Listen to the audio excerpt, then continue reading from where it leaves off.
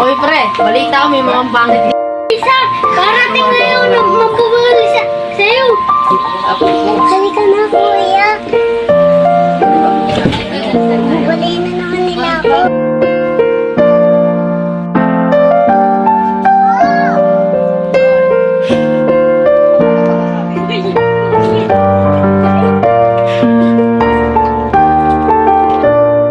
Alam mo, Tawa na nga kayo pagbubuli dito sa school. Mga baliw kayo, hayop kayo. kung bakit ano ba pakialam mo dito? Kasi kami dito. Ito yung tinitira namin ba? Oo nga. Tara, dito.